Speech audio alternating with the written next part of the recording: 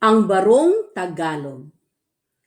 Ang barong ay isang formal na kasuotang ginagamit ng mga Filipino tuwing may mga okasyon. Ito ay mas kilala sa pangalang barong na mula sa salitang baro na ang ibig sabihin ay damit o dress.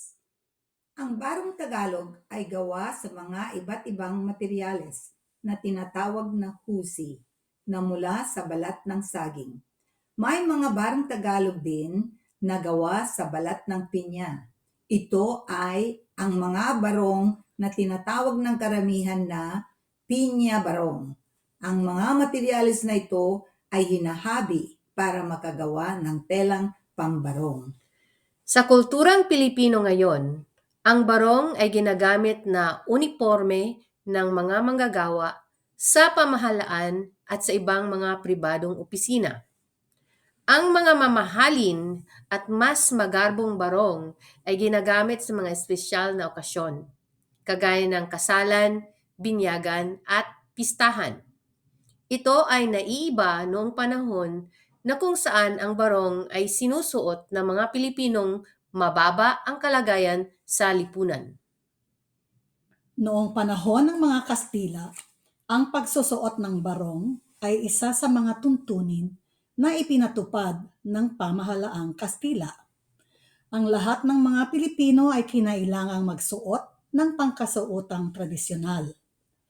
Ito ay naisakatuparan dahil sa noong panahon ng mga Kastila, nakikita ang kalagayan ng isang tao sa lipunan sa pamamagitan ng kanyang kasuotan. Ang mga Pilipino ay nagsusuot ng barong na hindi nakapandagan at ang mga Kastila naman ay nakapandagan. Ang tuntunin na ito ay may praktikal at kagamitang pansosyal. Lahat ng materyales na ginagamit sa paggawa ng barong ay kinakailangang manipis na halos makita ang katawan ng nagsusuot. Ang dahilan nito ay para maiwasan ng mga Pilipino ang magtago ng anumang sandatang pwedeng magamit laban sa mga Kastila. Ipinagbawal din ang paglagay ng mga bulsa. Ang patakarang ito ay naghubog sa kasalukuyang disenyo at itsura ng barong. Sa mga sumunod pang mga taon, ang mga mayayaman at mga edukadong Pilipinong kailangan na ring sumunod sa mga patakarang ito.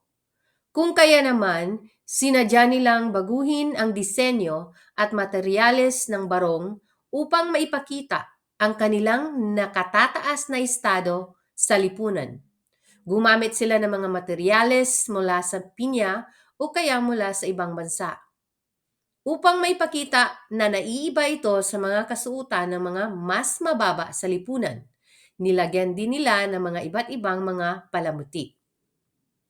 Ang pagsuot ng magarbong barong ay naging bahagi na ng kulturang Pilipino at makikitang isinusuot ng pangkaramihan at hindi na lamang ang mga mayayaman. Noong panahon ni Pangulong Quezon, inilunsad ang Araw ng Barong.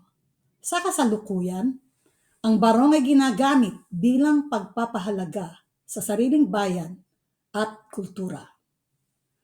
Kung nagustuhan mo ang kasaysayan ng Barong Tagalog, paki-like, share at subscribe. Maraming salamat po.